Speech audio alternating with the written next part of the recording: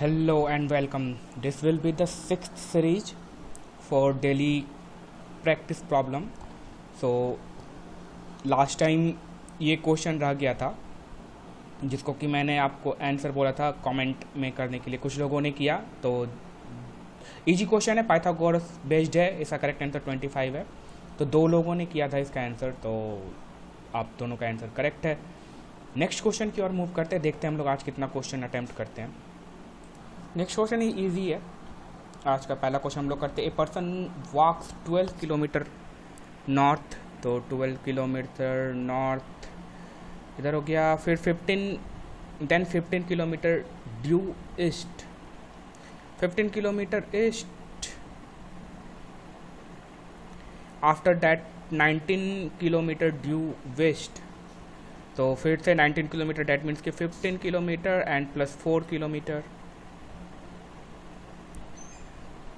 Waste, and then 15 kilometre due south, तो 12 kilometre plus 3 kilometre यहाँ से, ये 3 किलोमीटर एक्स्ट्रा। तो how far he is from the starting point, तो same Pythagoras based है। ये 4 किलोमीटर हो गया, ये आपका 3 किलोमीटर हो गया। तो 16, 9, 25 और 5, इसका 5 का आंसर हो जाएगा। नेक्स्ट क्वेश्चन की ओर मूव कर। नेक्स्ट क्वेश्चन क्या बोल रहा है ना कि a cube has all its faces painted with different colour. It is cut into a smaller cube of equal size such that the side of the small cube is 1/4 of the big cube. So the number of small cubes with only one side painted is. तो 6 side और 6 side को 6 different colour से paint किया गया है। तो मान लीजिए कि, और आपको निकालना क्या है, अगर आप सबसे पहले तो ये मान लीजिए कि आपको जो भी साइज है क्यूब का, जो छोटा वाला क्यूब है उसका साइज है 1/4। डैट मीन्स कि अगर बड़ा वाला क्यूब का साइज अगर 4 सेंटीमीटर मान लीजिए, ठीक है, तो छोटा वाला जो क्यूब होगा उसका साइज क्या होगा, 1 सेंटीमीटर, 1/1 का होगा, 1/1 का होगा, ठीक, क्यूब। और बड़ा वाला जो है वो 4th, अकॉर्डिंग टू क्वेश्चन यही होगा।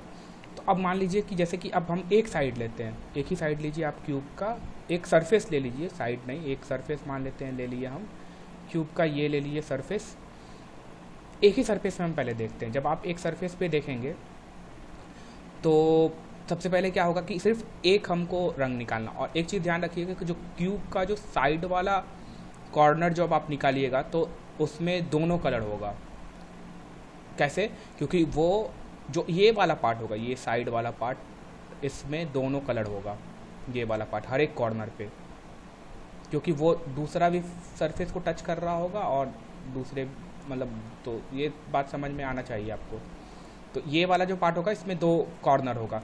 तो अगर हम 1 सेंटीमीटर ले रहे हैं तो 1 सेंटीमीटर तो इधर से गया, 1 सेंटीमीटर इधर से गया और 1 सेंटीमीटर इधर से गया। ये सब जितने सारे क्यूब होंगे ना, इसके पास 2 कलर होगा, बट हमको फाइंड क्या करना, ओनली 1। और तो कॉर्नर वाला पे नॉट ओनली हैव द, इसके पास 2 ही कलर नहीं होगा, इसके पास कॉर्नर वाला जब क्यूब देखिएगा आप तो कॉर्नर वाला के पास 3 कलर शेयर होगा। और ये जो साइड वाला पट्टी होगा ना, साइड वाला एक सरफेस का साइड वाला, इसके पास 2 कलर होगा। सेम वे इसके पास भी 2 कलर होगा। मतलब यहाँ से जो 4 क्यूब निकलेगा, अगर ये 4 है टोटल लेंथ इसका, और 1-1 सेंटीमीटर का जो क्यूब निकाल रहे हैं हम, तो 1 सेंटीमीटर ये, फिर दूसरा ये, तीसरा ये, चौथा ये, तो 4 जो हमने निकाला यहाँ से क्यूब,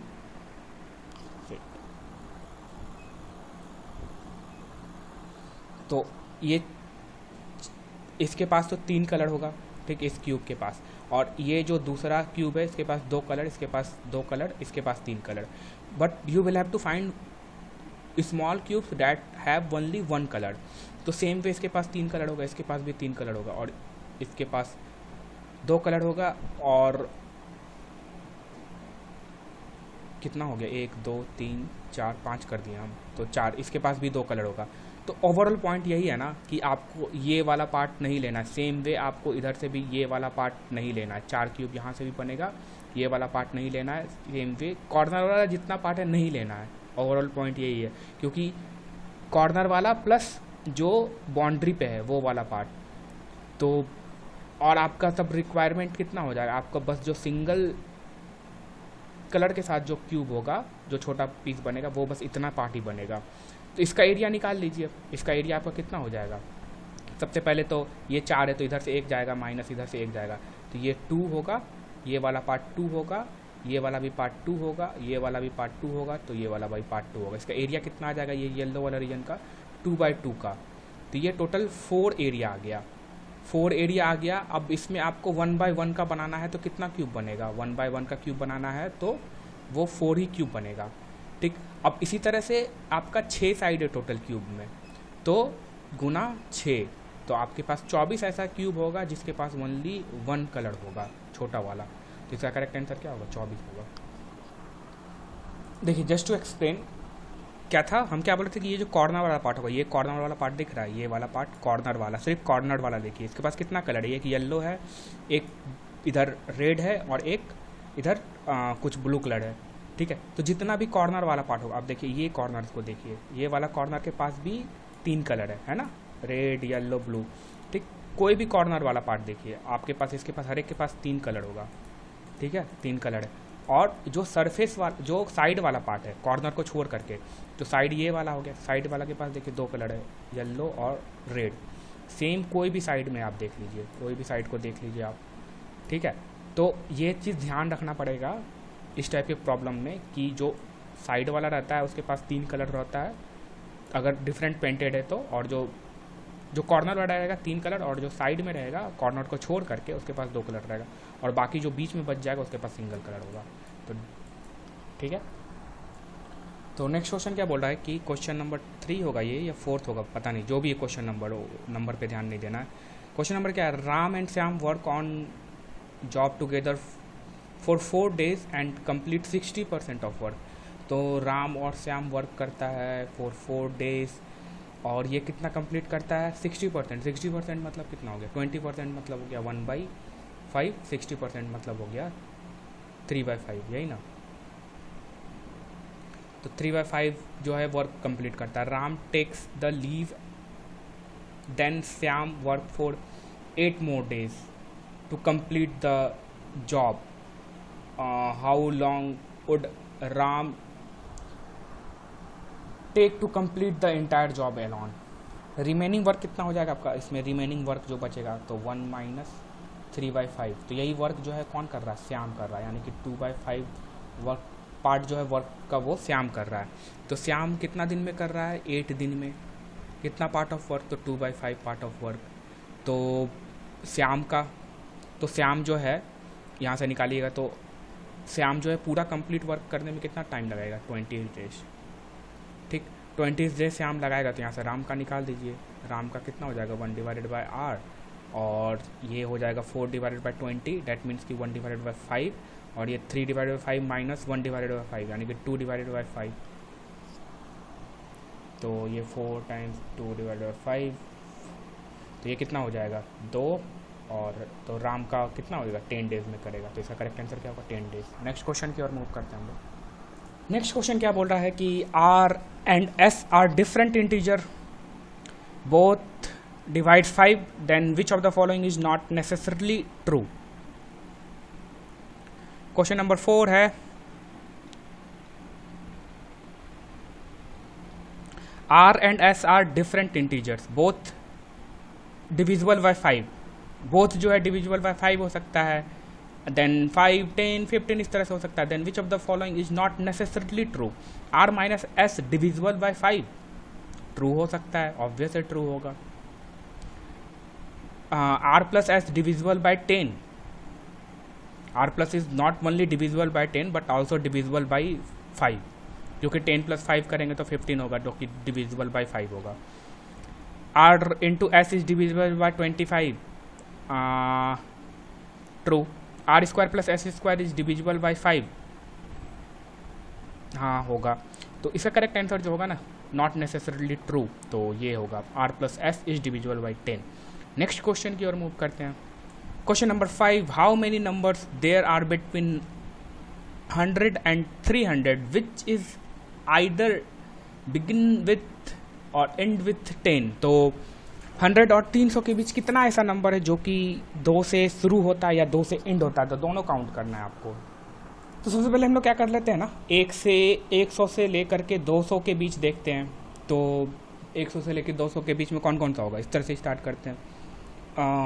102, फिर 112, 122, 132, 142, तो इस तरह से कितना हो जाएगा, टोटल 10 नंबर हो जाएगा।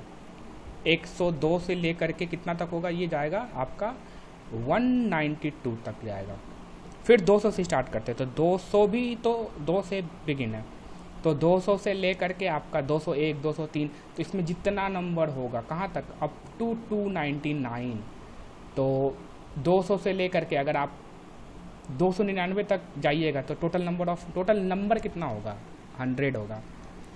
कैसे, अगर आप 0 से लेकर के 9 तक जाते हैं तो टोटल काउंट कितना होता है, 10 होता है ना। तो इसी तरह से, तो ये कोई बताने वाला चीज़ नहीं है। तो टोटल नंबर कितना हो गया, 110। तो इसका करेक्ट आंसर कितना हो जाएगा, 110। नेक्स्ट क्वेश्चन की ओर मूव करते हैं।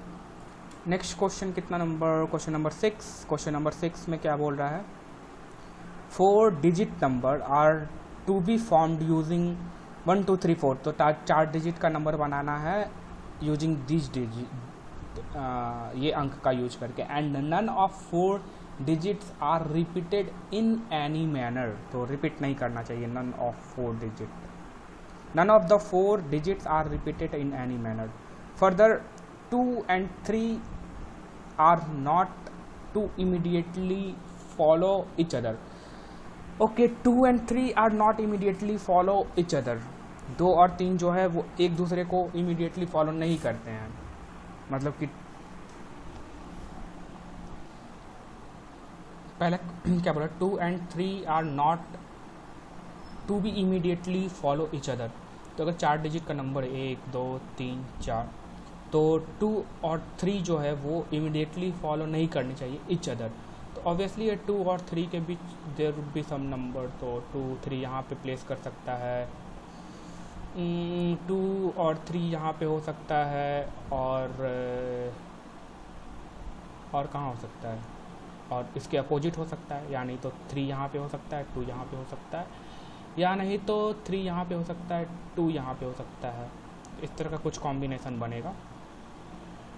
और क्या बोल रहा है, 1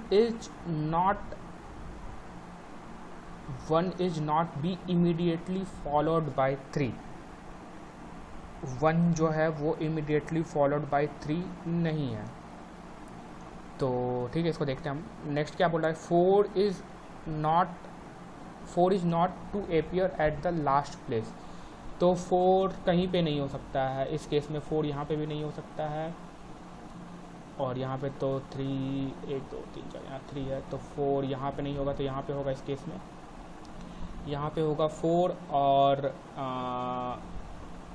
ठीक है 4 यहाँ पे होगा। इस केस में 4 यहाँ हो सकता है, या नहीं तो यहाँ हो सकता है लास्ट प्लेस पे, तो 4 यहाँ पे हो सकता है, या नहीं तो यहाँ हो सकता है। इस केस में 4 यहाँ हो सकता है, या नहीं तो यहाँ हो सकता है। ठीक है, 1 is not to appear at the first place. 1 जो है वो फर्स्ट प्लेस पे अपीयर नहीं होना चाहिए। 1 is not to appear at first place. तो 1 को तो यहाँ रख सकते हैं हम। इस केस में तो 4 यहाँ नहीं जाएगा।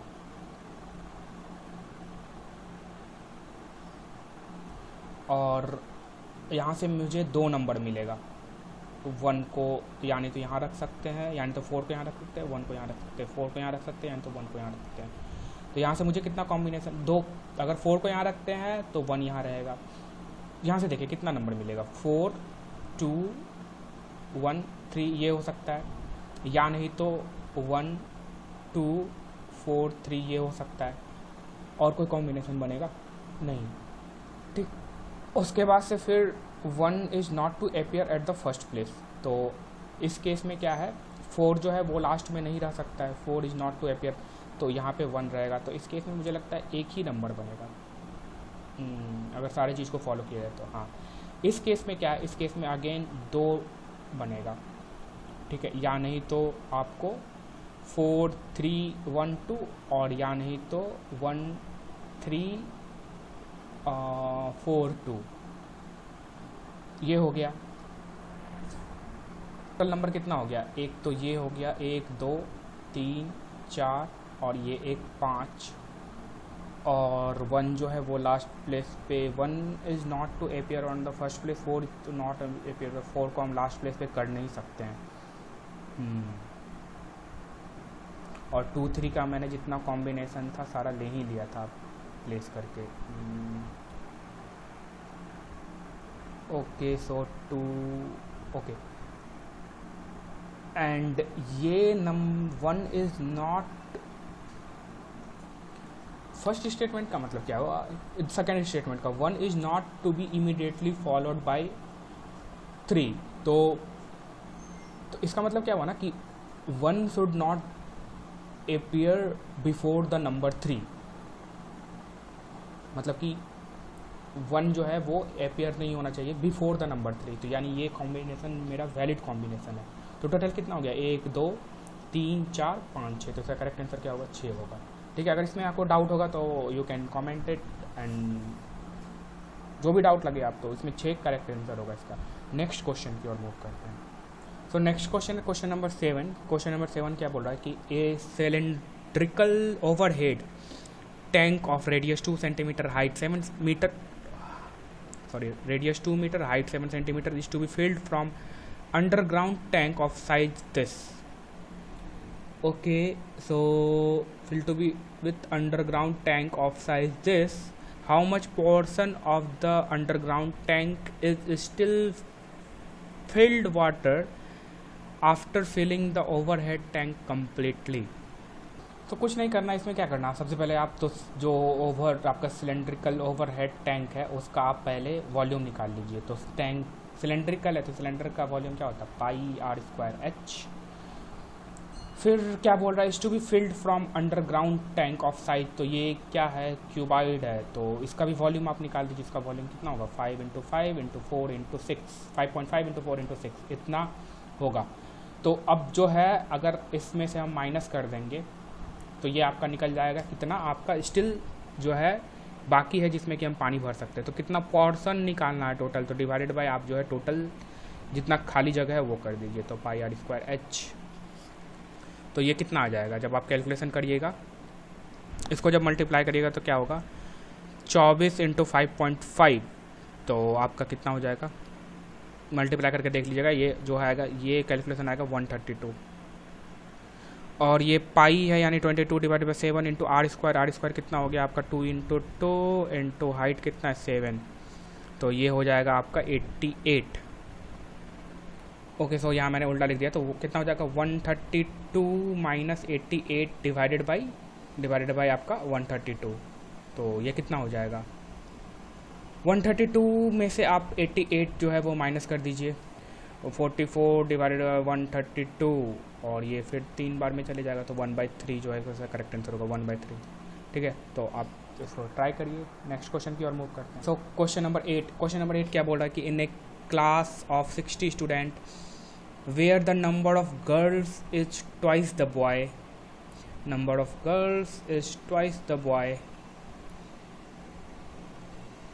कमाल a boy rank 17th from top, तो कमाल का रैंक 17th है from top. If there are 9 girls ahead of Kamal, तो 9 गर्ल्स अहेड है इससे, तो the number of boys in rank after him, तो ये 17th 18th टू आपको जो 60 है इसमें नंबर ऑफ बॉयज़ काउंट करना है फ्रॉम 18 to 60। ठीक है, फ्रॉम 18 to 60 में नंबर ऑफ बॉयज़ देखना है कितना है। ठीक है, तो यहाँ से तो साफ पता चल रहा है कि यहाँ पे अगर टोटल 17th है, तो अगर इस ऊपर वाले पोर्शन में देखें तो number of boys plus number of girls, total count कितना होगा, टोटल काउंट आपका यहाँ 17 होगा। ठीक, और नंबर ऑफ गर्ल्स दिया हुआ है तो नंबर ऑफ बॉयज़ कितना आ जाएगा, 8 आ जाएगा। नंबर ऑफ गर्ल्स कितना है, 9 है ना, तो नंबर ऑफ बॉयज़ आ जाएगा 17 - 9 यानी कि 8। तो ऊपर तो पता चल गया कि बॉयज़ जो है 8 है, और भी क्या इन्फॉर्मेशन दिया हुआ है, total number of boys plus total number of girls दिया हुआ है, ये सिर्फ ऊपर का हम लोगों ने देखा था। वो कितना दिया हुआ है, 60 दिया हुआ है। ठीक, और गर्ल्स जो है वो 2 टाइम्स ऑफ बॉय है, तो गर्ल्स के जगह 2 टाइम्स ऑफ बॉय पुट कर दीजिए, तो 2 times of boy plus boy 3 times of boy, तो यानी कि बॉय इज इक्वल्स टू 20 आ गया, यानी नंबर ऑफ बॉयज़ कितना आ गया 20 आ गया। ऊपर में नंबर ऑफ बॉयज़ कितना था 8 है, तो नीचे में कितना बच गया टोटल आपका 20 माइनस 8, यानी कि 12 बॉयज़ बच गया, जो कि 18 से 60 के बीच उसका रैंक लाई करेगा। तो नंबर ऑफ इसका करेक्ट आंसर क्या होगा 12 होगा। नेक्स्ट क्वेश्चन की ओर मूव करते हैं। तो नेक्स्ट क्वेश्चन जो है, this question is for you. So question number 9 को आपको मुझे कमेंट में बताना है कि इसका आंसर क्या होगा, ठीक। और नेक्स्ट वीडियो में इसका एक्सप्लेनेशन मिलेगा, यानी तो डायरेक्ट आंसर बताऊंगा, क्योंकि क्वेश्चन में पढ़ दे रहा हूँ एक बार। A B walk around a circular park, they start at 8 a.m. from the same point in the opposite direction. A and B walks at a speed of 2 rounds per hour and 3 rounds per hour respectively. How many times shall they cross each other after 8 a.m. and before 9:30 a.m. तो आप इसका comment में answer मुझे बताइएगा कि कौन सा 7, 6, 5, 8 these are the options. Next question की ओर मूव करते हैं। ओके, सो क्वेश्चन नंबर 10 क्या बोल रहा है कि W can do 25% of the work in 30 days, तो 25% ऑफ वर्क कर सकता है वो 30 डेज में। X can do 1/4 of work is in 10 days, Y can do 40% of work is in 40 days, Z can do 1/3 of work in 13 days. Who will complete the work first, तो सबसे ज़्यादा जिसका efficiency होगा that person will complete the work first. तो अगर ए का क्या बोल रहा है, ए जो बोल रहा है वो 25% ऑफ वर्क जो है वो 30 दिन में करता है, तो ए का एफिशिएंसी कितना हो जाएगा, डब्लू का 25% ऑफ वर्क करता है ये 30 डेज में, यानी कि 1/4 पार्ट ऑफ वर्क कर रहा है 30 डेज में, यही ना 1/4। हाँ न, वो नहीं भी लिखेगा तो कुछ सब कैलकुलेशन का कोई ज़रूरत ही नहीं है, तो यानी वर्क डब्लू का ये एफिशिएंसी कितना हो जाएगा 1 डिवाइडेड बाय 120, मतलब कि इसको 120 दिन लगेगा। उसी तरह से आप इसका निकाल दीजिए एक्स का, एक्स जो है 1/4 करता है 10 डेज़ में, तो 10 डेज़ में करता है तो इसको कितना टाइम लग जाएगा, एक्स को 40 दिन लग जाएगा। वाई करता है 40% ऑफ वर्क, 40% मतलब कितना हो गया आपका 20% मतलब 1/5, 40% मतलब 2/5, तो आपका 40 डेज में करता है, तो सिंपल है निकाल दीजिए 2/5 इंटू 40, यानी कि 5 इंटू 40 डिवाइडेड बाई 2, तो आपको इसको 100 डेज़ लगेगा, किसको वाई को लगेगा। फिर जेड का निकाल लीजिए इसी तरह से, 13 डेज़ में आपको कर रहा है 1/3 वर्क, तो जेड का एफिशिएंसी कितना हो जाएगा, जेड कितने दिन में कंप्लीट करेगा, तो जेड जो है वो आपको 39 डेज में करेगा। तो who will complete the work first, तो सबसे कम दिन किसको लग रहा है, इसको 120 दिन लग रहा है, इसको 40 दिन लग रहा है, इसको 100 दिन लग रहा है, इसको 20, तो 20 जेड को जो है सबसे कम पहले वर्क कंप्लीट फर्स्ट करेगा। इसका करेक्ट आंसर क्या हो जाएगा जेड। नेक्स्ट क्वेश्चन की ओर मूव कर। नेक्स्ट क्वेश्चन क्या बोल रहा है ना, इस क्वेश्चन को आप लोग ट्राई करिए, उसका आंसर मुझे बताइए इसका आंसर क्या होगा। वीडियो को पॉज करिए और क्वेश्चन को ट्राई करिए। क्वेश्चन क्या बोल रहा है, the average monthly, question number कितना 10 होगा शायद 11, the average income of a person in a certain family of 5 member का फैमिली है, और उनका जो है एवरेज मंथली इनकम जो है वो 10,000 है, मतलब कि पर मंथ एवरेज इनकम कितना है 10,000 है 5 आदमी का। अब बोला है कि what will be the average monthly income of a person in the same family if income of one person is increased by 1,20,000 per year. देखिए ये जो यहाँ पे इंक्रीमेंट दिया हुआ है ना वो पर ईयर दिया हुआ है।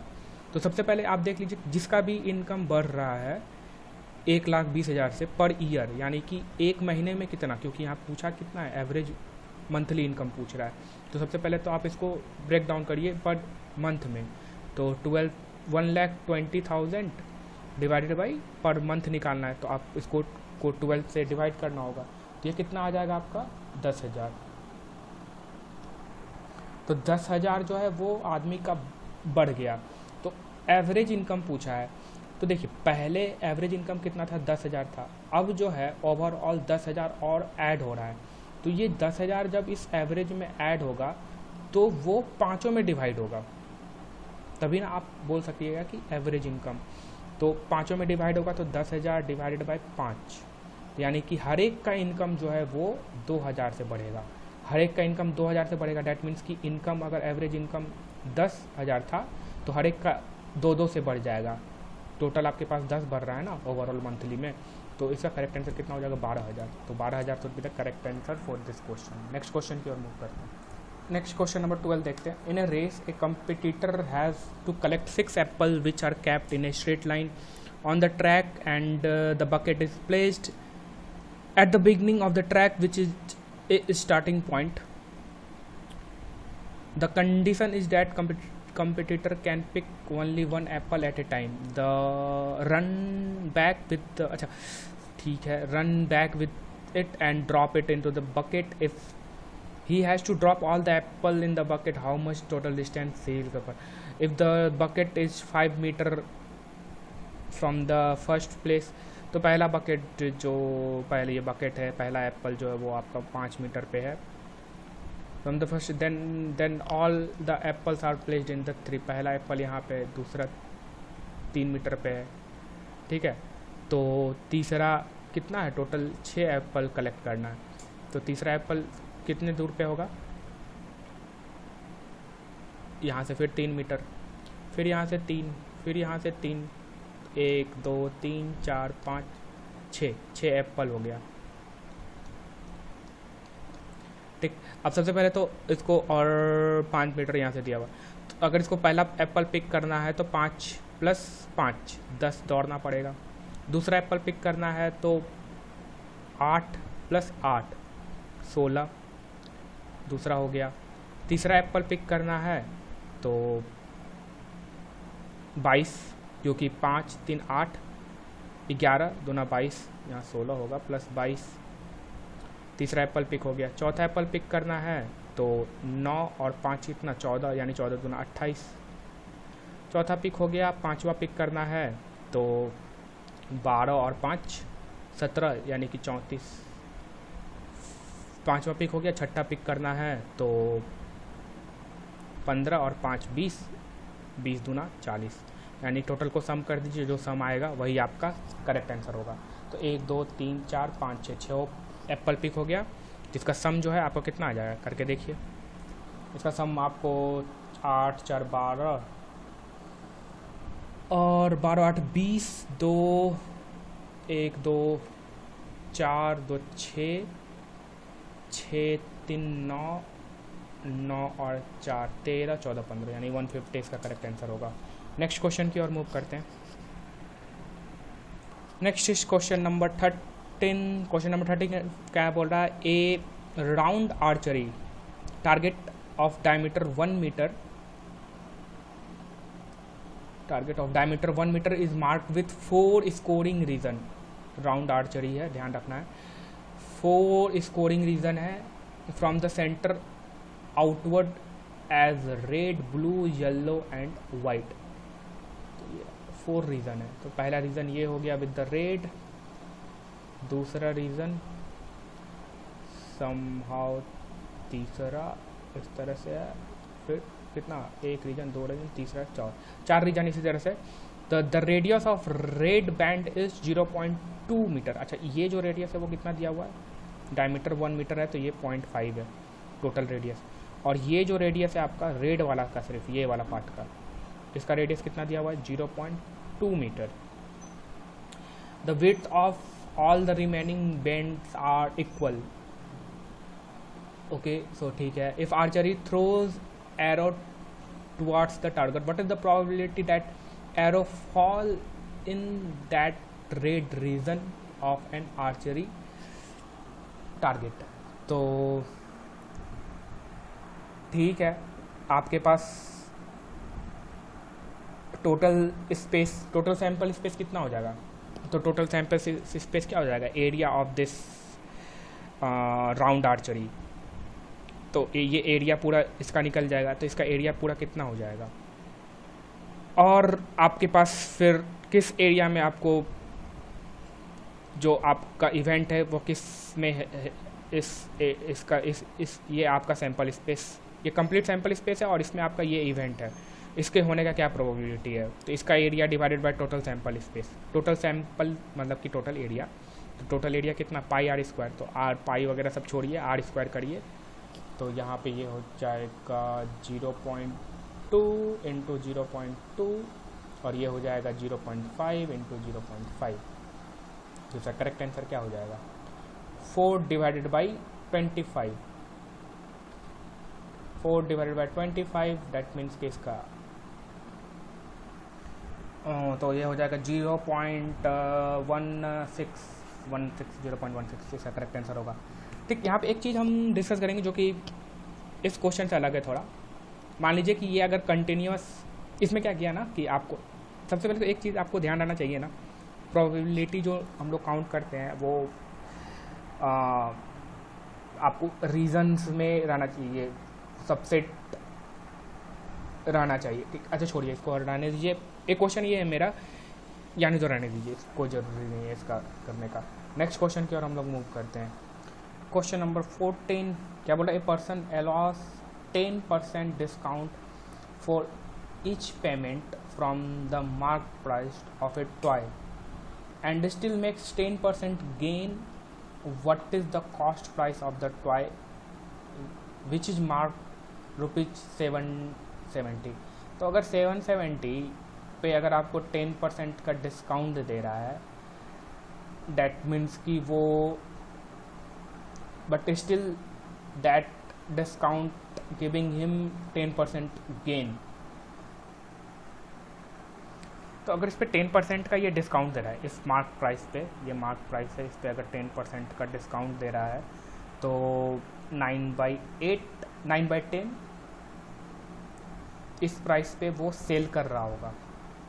ठीक है, और जिस प्राइस पे ये सेल कर रहा है यही प्राइस जो है, इसी प्राइस पे इसको 10% का प्रॉफिट मिल रहा है कॉस्ट प्राइस पे। तो जो कॉस्ट प्राइस है उस पे उसको 10% का प्रॉफिट मिलेगा, तो यही प्राइस इसको इसी प्राइस में बेचेगा।